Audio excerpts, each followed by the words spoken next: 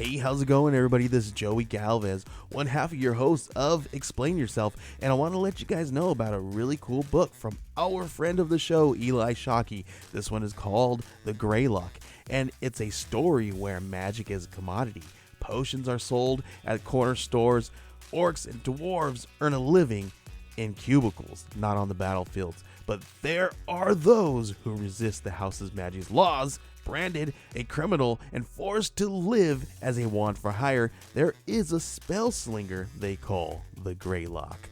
Check this one out. You guys can pre-order issue 3 right now with code JAN241939, and make sure you guys are heading over to your favorite LCS and letting them know that you want Greylock number 3, and maybe pick up the first 2 issues. You could do that at the Scout web store. So make sure you guys are grabbing the Greylock number 3, JAN241939 at previewsworld.com.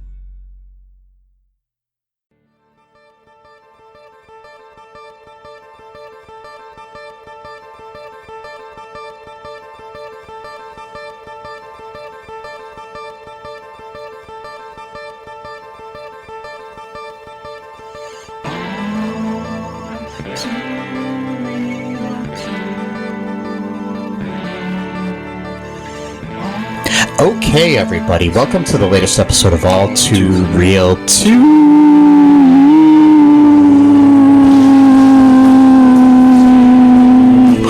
My name is Michael E. Cullen II, and with me in the studio today, for the first time in a year, 19 months, yes, is Matthew, Stargirl, Pat Dugan, Mike Dugan, Yolanda, Mumtaz, Beth Foster, Our Man, Green Lantern's daughter, Ivermectin Haas. Ivermectin Haas. Mm-hmm. I'm just going to call you Ivermectin. That's fine. Okay, so Ivermectin. Mm-hmm. Ivermectin Matt. Yep.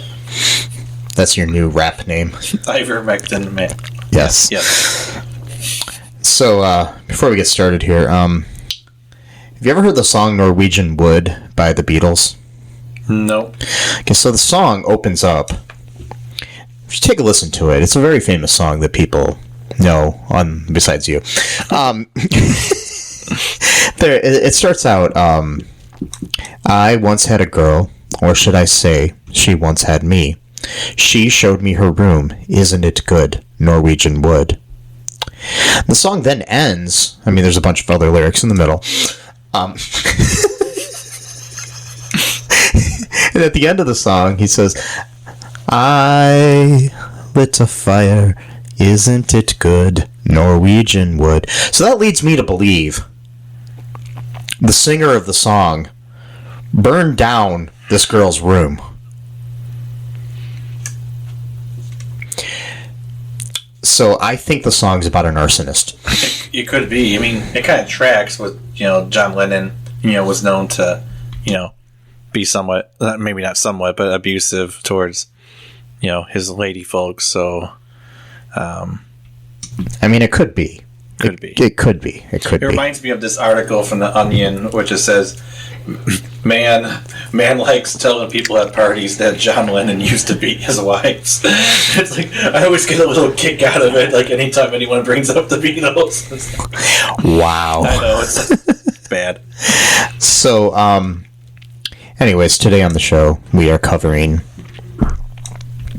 the 7th episode of Season 2 of Stargirl. Yes. That was weird. Wow. Stargirl. Is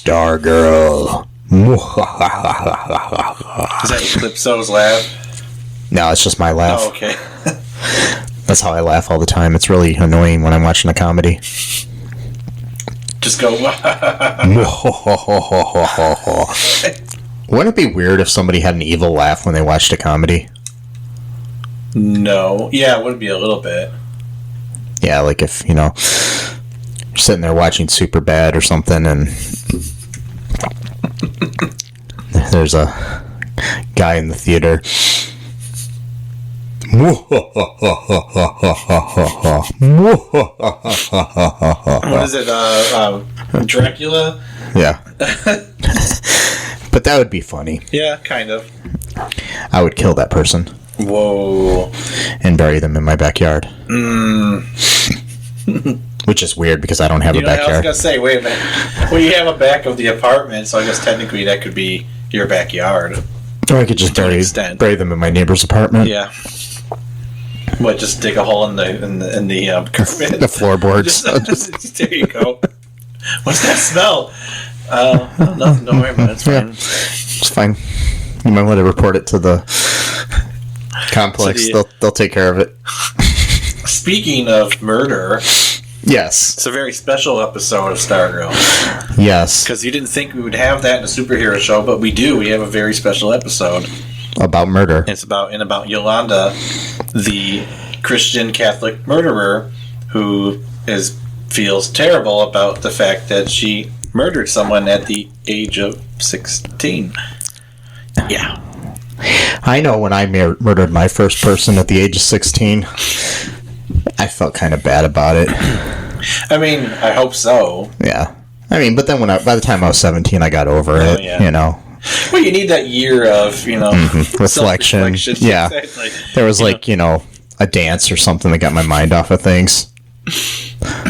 A high school football game or something I went to, and it was just like, oh, that was it. You're like, oh, it's fine now. Now I moved on with my life. Yeah. You know, it reminds me too of the fact that technically, Harry Potter murdered someone by the age of 11. Yes, if you think about it. So that no wonder why he's such a fucked up character. If you read the books, the kid's got so many emotional problems. It's insane. And the reason why is he murdered someone when he was 11 years old. Never got over it. Never really talked about it. I don't think he ever talked about it once. The fact that he killed a guy, his teacher, no less, when he was technically, too, if you want to get technical about it, he almost murdered Voldemort when he was 1 year old. He would have died had he not made those Horcruxes. So technically, Harry would have been a murderer at the age of 1. So that's kind of that's even harder to deal with. I wouldn't say murder; it was self-defense. But still, he would have killed by the time he was 1 year old. I mean, Yolanda did it in self-defense too, in my opinion. Kind of. She did. It was kind of. Well, he was not. He was not actively attacking her, but had she not incapacitated him, then again, all she had was claws. Not the staff, not a way to... She had Santa Claus? No, she had... No, not Santa Claus. Oh, okay. No. Just making sure. No. Making sure. Not the claws. No. Not that clause. Claus. And not the Santa Claus. No. She wasn't hanging out with Tim Allen or anything. Tim Allen wasn't there. Okay. He killed someone else later in the show. Off screen. No, he just killed someone who was working on set. He happened to be there that day. I don't know what he was doing, but... No, he didn't. I just don't want people to think that we're accusing Tim Allen of being a murderer.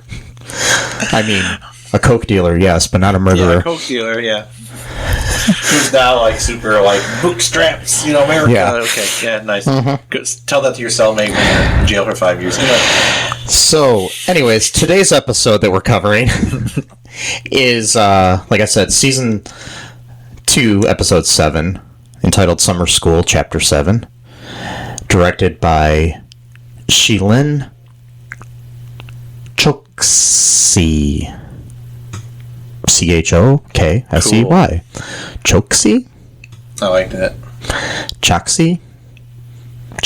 I like Choksey better. And written by Robbie Hine. So, in this episode, Matt, Courtney is struggling to restore the cosmic staff. Mm-hmm. And begins talking to Cameron more often. Uh-oh. You know what happens? Supposed to. You know what happens when you talk to Cameron more often? What's that? You talk to Cameron more often. Well, yeah, that's a given. Yes. But also, too, things might get a little bit cold. Just a little. I wonder why that's happening. Just a little bit colder. I'm in a rare mood today. Me too. It's a little bit off-putting being in the studio. Yeah. It's like throwing me off a little bit. We also have new recording equipment, and we're trying this out. So if it sounds bad, folks, deal with it. Sorry, yeah. These things happen. Just, Don't go off and kill me. No. Don't call Tim Allen and have him do it for you either, so... But if you do call Tim Allen, ask him to be on the podcast. I would love to interview him. Ask him if he has any Coke, too. But I'm drinking Pepsi right now, though. Yeah. Good stuff. Tastes good. Pepsi, the choice of Mike and a new generation. I mean, it's been around since, the 1850s, so... Yes, 1890s or so, yeah. So lots of generations have imbibed Pepsi. But it is the choice of a new generation.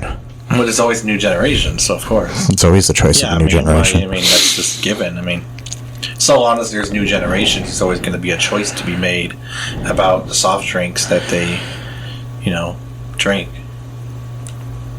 Maybe. Yes. If we have any more future generations, I'm not sure if, we're going to have too many, in the coming decades, but, we'll see. Not with global warming. No. Which, isn't real, so it's, it's fine. Okay, so back to the show here. Courtney is struggling to restore the cosmic staff and begins talking to Cameron more often, as we've said. There's a meeting at the what's the place that Barbara works? It's like the American Restoration Project or something like that. It's like Make America Great Again sort of thing. Well, not really, but kind of in a little way. Yeah. So Courtney. Anyways, Barbara has this meeting. They decide that they're gonna still help out these people, even though this one weird lady doesn't want to help the people. Yeah. So after that, there's some weird, strange substance dripping from the ceiling, like blood or something. I mean, that happens. As you do. Yeah. When you're in an office setting. Like the people that live below my neighbors, they probably have some blood dripping into their apartment. I hope not. From the body I You buried keep talking in the... about the bodies a lot. It's starting to concern me. I'm sorry. Matt, I've got a confession to make. No. What? Forgive me, Matt, for I have sinned. Well, I'm not a priest, so it's not gonna... It's been 20-some years since my last confession. And I'm just going to confess that I made up all this stuff about killing people. I've never killed anybody in my life. So that's your confession that you're lying about... Killing people. Okay, well, I guess that's technically a sin. But, more of wasting the priest's time sin, but yeah, I think that was the Shade's blood, wasn't it? Yeah, that's what we think it is. I'm pretty sure it is. Nobody took it to a lab to have it analyzed or anything. That would have been something to do, but apparently, you couldn't find someone from the old JSA or affiliated or called whatever. Up the local CSI and have them come and... Let's just see this mystic blood that's in the shadow realm, which we don't even know what that is, but okay, we'll just go test the blood. I'm sure there's been shows like this, but we need to create a show where it's a mystic CSI. Ooh, that would actually be really good. Yeah, I like that. Yeah, I'm sure that's... I don't know. I'm not sure of any shows that have really... done that? No, I don't. Not that I know of. Yeah, we'll have to see. I can't even think of anything like that. That would be really interesting. Nobody steal this, okay? Don't dare. Nobody that's listening steal this, okay? Yeah. I'll sue you. Yep. And maybe kill you. And, wait, no, I'm not going to kill anybody. So, anyways, we got this blood dripping. She doesn't know what it is. So... Yolanda is continuing to struggle with Brainwave's death and begins hearing his voice. And then while she's at work, she ends up meeting Bruce, the little boy. Not Bruce Wayne. No. No. Because that would be weird. Not young Bruce Wayne, no. No, not a young Bruce Wayne. No. But, so, she gets him a lollipop. Yeah. Blue raspberry. Yeah, I caught that, That's everyone's favorite flavor now, apparently. That's going to be significant. Not really, but I'm just saying that. It could be. No. Yeah. Significant in the fact that it's not a real flavor. Yeah. What does that even mean, blue raspberry? It's a good flavor, sure, but I just don't know what it means. Like, I've had raspberries before. They don't taste anything like that, so... I'll tell you what, folks. Stay tuned, and we'll get to the bottom of the blue raspberry mystery after one of our breaks. We won't, but... Yeah, we will. Maybe we'll. Do you want to take a break, actually, Matt? Sure. Okay. We'll be right back, folks, after a word from our sponsors.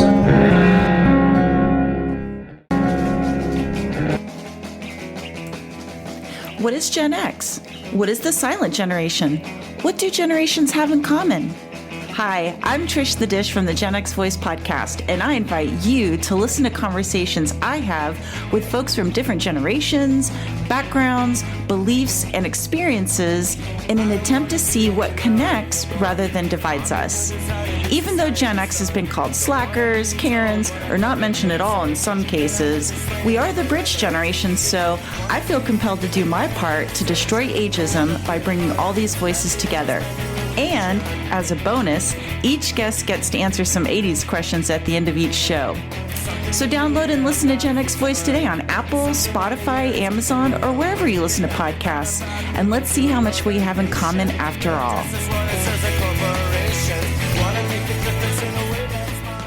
Hi, this is Catherine, host of a new fashion podcast, The Real Fashion School Dropout. Join me as I interview guests every week in the fashion and beauty space, and we gossip on all things fashion and beauty, and even get into some personal stories of their journey in the industry. You can find us on Apple, Spotify, pretty much wherever you get your podcast.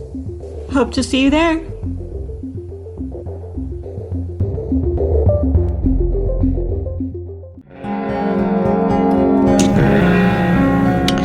So, blue raspberry. Mm-hmm. You found it? Yes. Okay. It is a flavoring for candy, snack foods, syrups, and soft drinks. The flavor ostensibly originates from some Latin word I'm not going to repeat. More commonly known as white bark raspberry or black cap raspberry, for the blue-black color of its raspberry. Food products labeled as blue raspberry flavor often contain a bright blue food coloring, the most common being brilliant blue FCF.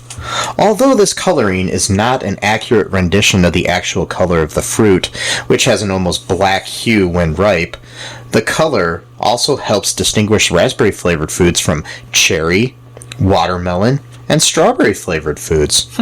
The former usually being colored red, and the latter two also sometimes colored red, but often colored pink. If the same product is also available in cherry flavor, with watermelon sometimes being colored green as well.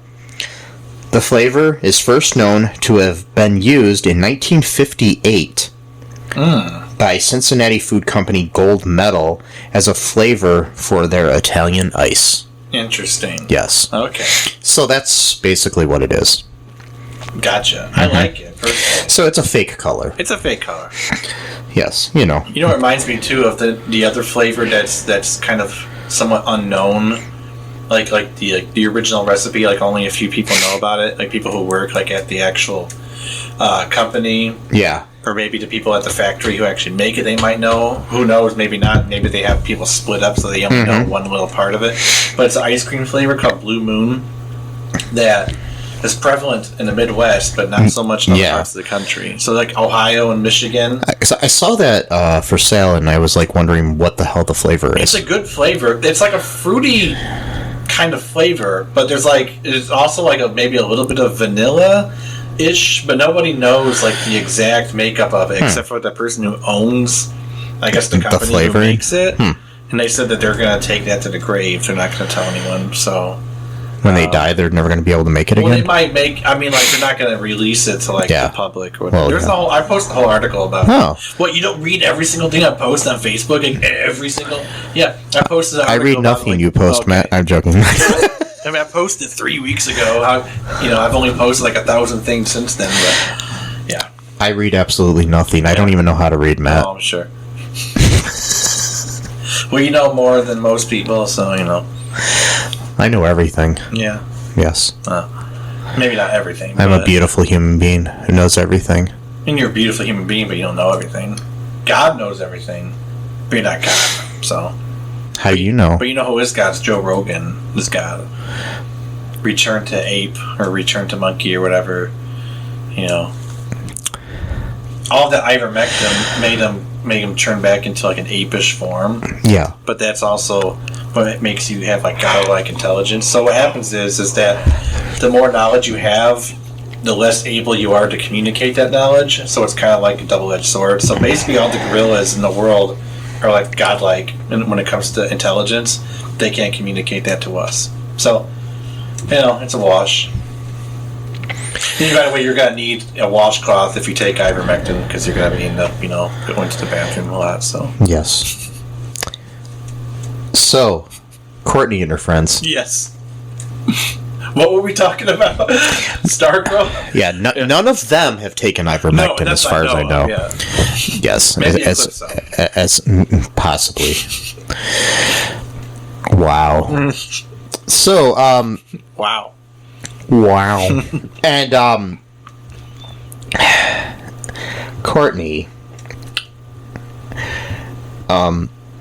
tries to console Yolanda, who's been taunted by these visions of Henry Jr. and Brainwave. When she does, however, Yolanda states that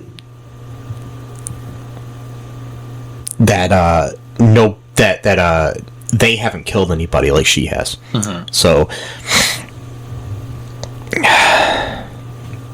So she tries to convince her to talk to Beth and Rick about it as well.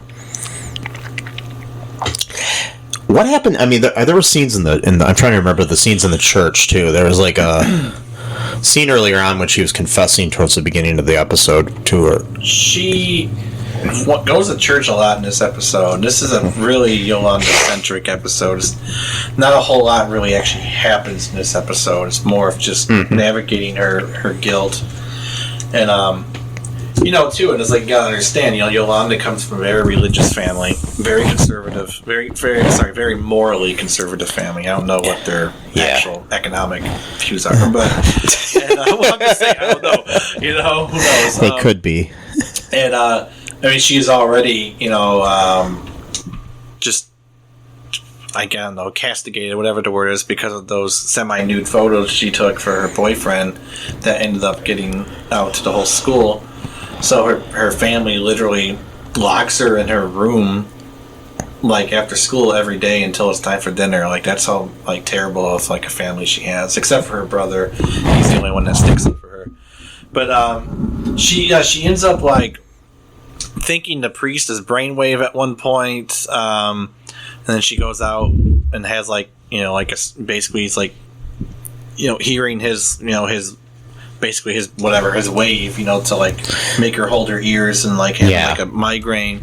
She's having these migraines all the time now, and she's seeing him now, Brainwave, just showing up now, like, at the end of, like, at the, like, you know, in church or whatever. So she's, like, has to run out.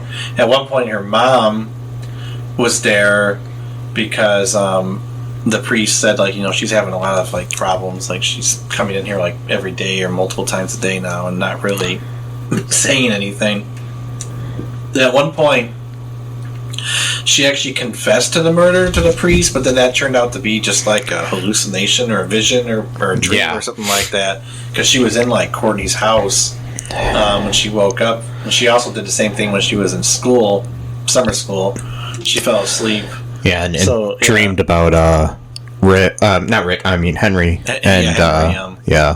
Junior, or both of them. Mm-hmm. So yeah, so she's kind of having like a mental break where she doesn't really know what's reality, which is scary. Because I wonder if this is like Eclipso is just like, because Eclipso has the ability to make people go mad, but I wonder if he's like doing it like piecemeal, like he's not just like full on madness, which is in a way is actually kind of worse because you're just slowly dissociating. You know what I mean? Yeah. As opposed to just having a full on experience like like Courtney and everyone else did when he was like took over the school and that art teacher. Yeah. But so who knows? Maybe this whole episode itself was a dream of Yolanda's, and we don't even know. Could be. We'll see. But maybe the whole thing was inside Bobby Ewing's head. Yeah, and it's just going to be show. Yeah, exactly. Yeah, it's like that's a really old reference. It's a very very old reference. Extremely old. What else happened in this show? Because this was a whole lot of talking and just like feeling in this episode. So later, like you said, she goes to church and confesses, but is taunted by visions of Henry Jr. burning and Brainwave attacking Courtney. After Courtney awakens her, Yolanda lashes out at Courtney over choosing her to become Wildcat. And then she ends up quitting the JSA. Meanwhile, while this is all going on, Pat and Mike work to repair Stripe. And Mike finds fragments of the Black Diamond. Mm-hmm. And hallucinates leeches attacking his skin before being awakened by Pat. Who has the Black Diamond because he hopes that it'll imprison Eclipso that night. Yeah. So, does that mean the diamond itself has powers, or is it just like a remnant of Eclipso's powers are still attached to the diamond? I don't know. It's kind of hard to tell. I don't know what they're going for here. Because that would be interesting if he's still somewhat attached to the diamond. Maybe they can then figure out a way to imprison him again. I want to see what they're doing because I've got a similar idea in a script I'm writing, and I don't want to. Oh, yeah, I know. I don't want to hit the same notes. Yeah. I know what you're talking about. Yeah. But we'll see here. Mine's a little different. But the thing is, though, it's not like you'd be ripping anything off because it's like the Horcruxes sort of thing too. It's just very It's very common, so it's not like you're going to be in trouble. Plus, too, like even. Speaking of J.K., speaking of the author of Harry Potter, I'm not going to say her name, but that wasn't very unique in itself because the Shannara stories have a same exact thing that came out like decades before Harry Potter. Oh, really? Where this one, the guy, his name is simply the Warlock Lord. That's what a creative name that you chose for yourself when you're supposed to trying to take over the world. You think you would have maybe done a little bit more of coming up with a name.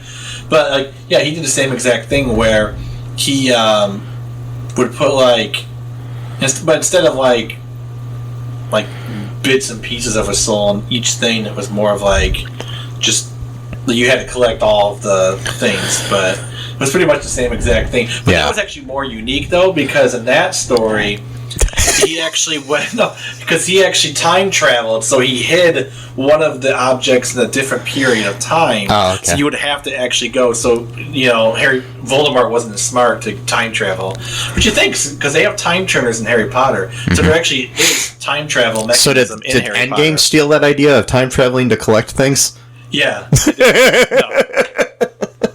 I'm just saying. Anyway. Yeah. So anyways, we have a nice little scene later on where, not nice scene, but some poignant scenes where Courtney keeps trying to call Yolanda, and Yolanda's not answering. Finally, her mom answers and basically says that, she was an okay person until you came into her life and you fucked her up, basically, is what she's telling her. And that you're a bad influence and all this stuff. Which is weird because none of her family knows that Yolanda's Wildcat. No. So how would she? But they're just probably thinking, she's like Courtney's her new best friend, and okay. she was fine until that happened, I guess, or something. But she doesn't. No, but I started to wonder if that's an Eclipso accidentally giving himself away. Because I think Eclipso might be influencing Yolanda's mommy. Yeah. It sounded weird. I know it did. Influencing Yolanda's mommy. It's like a name for a porn film. Yes. So it's influencing Yolanda's mommy. Oh boy. But I remember that scene when they had like basically it was like a family like counseling session, or like, you know, when she's telling what she did, you know, because like, you know, she's holding this guilt in, can't talk to anyone about it except for Courtney, and even then she doesn't really give all the details. So it was like this cathartic, you know, event to like just tell the whole team like what actually happened down in the basement or whatever when she killed Brainwave. And, you know, Beth had to be a moron and, you know, didn't just accept Yolanda's answer, so that made her feel like a worse person then, because Beth is like the most immature person in the team, even though she's the smartest. Anyway, and sorry, that's kind of harsh on her. She's like 16, and her parents are getting divorced. I probably should, you know, be less of an asshole.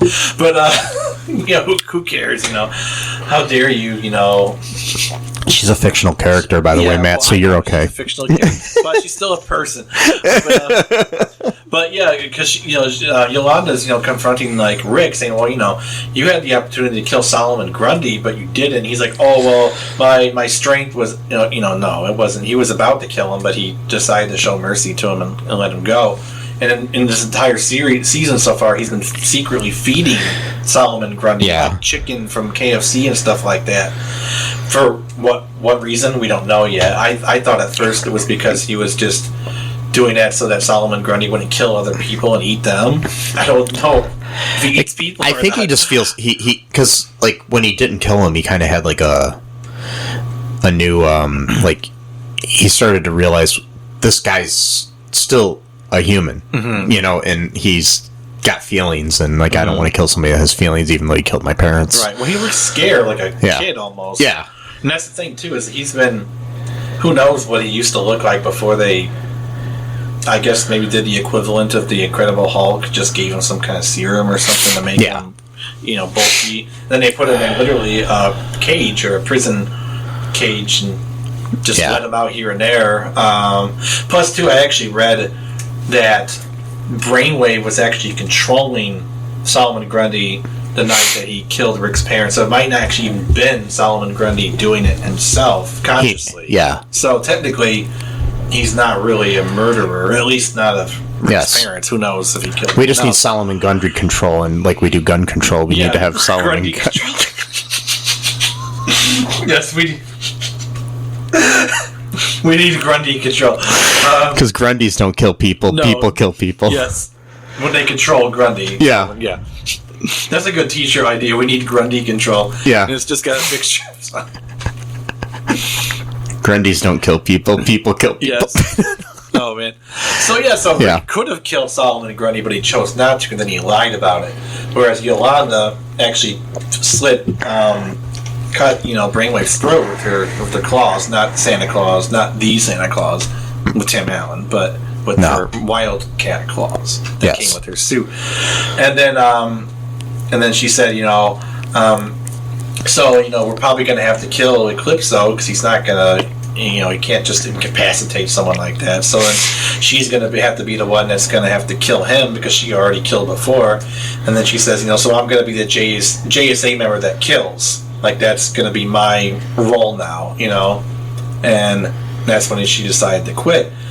And it's just like, you know, like a lot of these superhero shows, like, it was interesting because, like Arrow, of course, Oliver Queen's a certain kind of personality, but, like, whenever someone, like, gets killed in these, like, superhero shows, there's really not, like, much story behind it. Like, no one really talks about it afterwards unless it's like a main character. Yeah, but really on the CW shows, not too many people have killed. Exactly. Like Barry Allen doesn't kill anyone. Arrow. I mean, Arrow didn't after a while, but then he went back to killing. Yeah. So, but he probably killed hundreds of people. But to dedicate an entire technically though, there was an episode when Oliver was in prison and that guy was like doing like those mental experiments on him to make him face like his demons. So I guess technically that was an episode where he was thinking about the fact that he had killed people. Then again, Oliver Queen wasn't a 16-year-old religious Catholic who hadn't done anything wrong in her entire life before murdering someone. So Yes. you know, And so at the end of this episode, we did have a scene of like after Courtney kept trying to call Yolanda and not getting a hold of her, and then the mom got a hold, told her basically, fuck off, and fuck off, you ruined my daughter. Yeah, that whole thing. Yeah, like you do, and then they showed a scene where Yolanda's mom called to say that Yolanda was quitting working at the diner now too. So. Oh yeah, that's right. I forgot. That's weird though. Yeah. Why does her mom want her to quit? Okay, that's. And why did her mom call to quit at the diner, not her? Like you said, I think it's Eclipso's controlling her. The Eclipso might be controlling her, and maybe Yolanda's being held hostage now too. That's what. Oh wow, I didn't think about that. Yeah. And so then we have a little scene at the table with the Dugan Whitmore family. The Dukes. Yeah, the Dugs and the Wits. The Dugwits. And yeah, the Dugwits are all sitting there, and Mikey Dugwit, he starts to realize that, he starts to basically confess that he feels guilty about killing what's the dude's name? Jordan. Yeah. / Icicle. Icicle, that's his name. I was trying to remember his villain name. Yeah. Yeah, he feels bad about it, even though it was an accident, really, because he just ran into him with a car and broke him into a bunch of pieces. That's happened to me before, too. Yeah. Yeah. Just hit someone, or... Yeah, and then they broke into a bunch of pieces on the ground. We've never been able to find them since. I always wonder, is Icicle really dead? Yeah. Because it seems like his power seems... I mean, like, if he just turns into ice cubes, can he just sort of, like, reform himself? That's what I'm wondering. Like, and does he melt? What happened? What happened to that ice after Mike ran into him? Happened? I'm starting to wonder if he's really dead or not. Maybe he just decided to lay low because his plan failed. And speaking of him, I was watching an episode of How I Met Your Mother, and the actor was in that episode. Really? Yeah, as a date of Robin's. It was weird. That's awesome. Yeah. I hope not, because I just don't want the show to be a thing where it's like it's a new team of villains each season. Like I'd like to have some people stay around for a while, like him. Like it's Jordan. Like I really hope that that Isaac and Cindy aren't dead too. Yeah, I know that seemed kind of like, I don't know. Maybe they just wanted to quote "go there," like Degrassi used to say, "We go there," Like, oh my God, we totally just killed Cindy Berman. What are you going to do about it, And I mean, the thing like this is, it's not like it's The Sopranos, where it's like a more realistically based show where if somebody dies, they're dead. They're dead, yeah. Yeah, it's not like that. This is... It's a DC show. Yeah. And a lot of DC characters come back to life. Yeah. When you're dealing with a science fiction show of any kind, people can come back, Yeah. Or if it's a soap opera, and this is kind of a science fiction soap opera too. So it's like, yeah. And plus, too, since time travel, I'm thinking it's going to come into the show at some point. Yeah. They could just go, we're going to get Icicle from like 2 weeks before he died and just put him into, I'm not sure why I'm focusing so much on Icicle. I'm just wondering because Cameron is now showing signs of, because apparently this is a family trait. His mom, his grandma, I don't know if his grandfather has it, but I'm guessing it must be. It must be on his mom's side, on his grandma's side.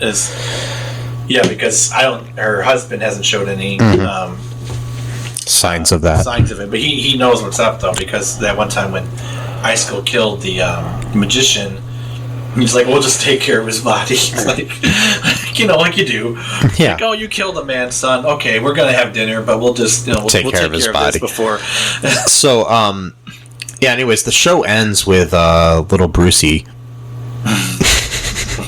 outside the Whitmore's house, laughing up a storm. God, and that creepy fucking laugh he has. That's scary. Oh God, I hope he's not going to be like choosing his form for the entire rest of this goddamn season.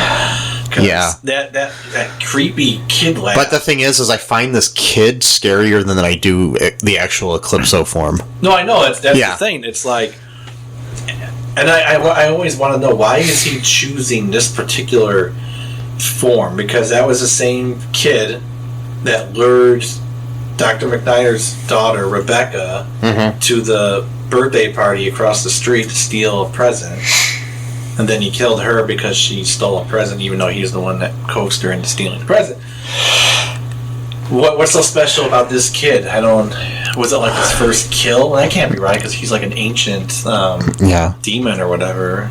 Or it could be, and he just, he could have killed the kid years ago. And yeah, but I bet he's killed lots of children throughout his existence. So why this one? Why is this one so special? I think it could be the first one, or maybe it's what he looked like as a child or something. Maybe. Oh, maybe that's his child form. Yeah. I don't know, because... Who knows? Yeah, we'll find out. I'm sure we'll find out. That's good speculation here. Yeah. But yeah, that's basically how it ends and everything. And speaking of speculation, do you have any other speculation of what you think might happen in the next episode or two? I hope the Flash shows up at least within the next 2 episodes. Jake Garrick. Yeah, I'm not sure when he's supposed to show, but I know it's sometime this season.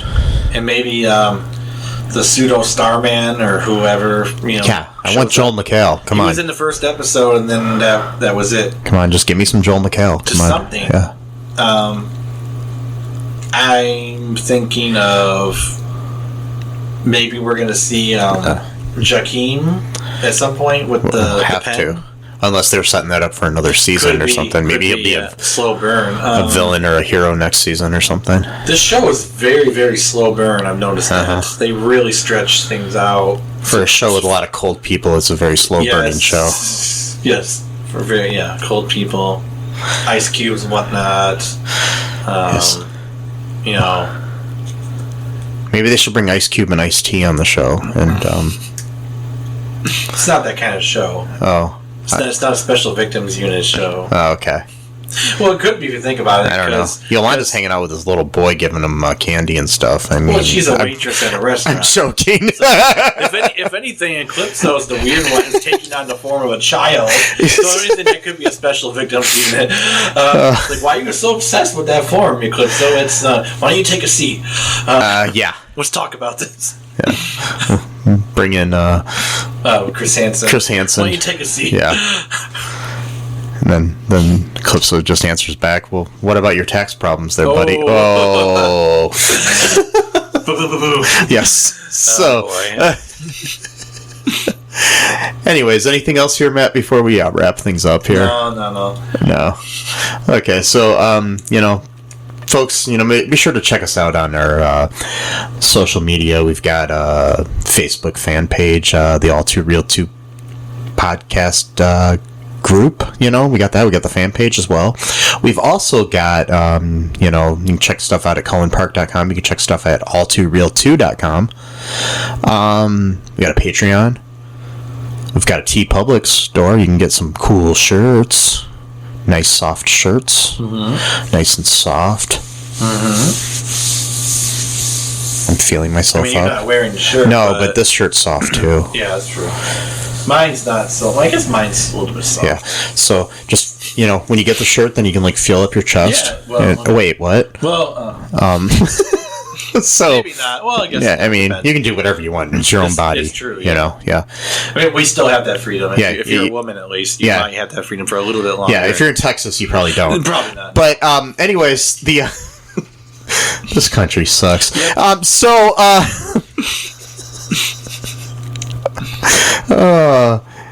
Anyways, be safe, people. Yeah. Be kind to each other. Right. Rewind with each other. Wait, what? Wear a mask, folks. Wear a fucking condom. Wait. Okay, anyways. Don't take ivermectin unless you're prescribed it. Yeah. Yeah. Or that you're a horse and you need deworming. Yeah. And if you're a horse and you're listening to the show, I'd really love to have you on here because that'd be really cool. That would be awesome. Maybe you could talk to us about the Mr. Ed episode we watched. God. Anyways. Until next time, folks. Bye-bye. Thanks for listening to All Too Real 2 podcast, a Cullen Park production. Produced and edited by Michael E. Cullen II. Music by Matthew Hawes. Subscribe and share the show. Visit us at cullenpark.com.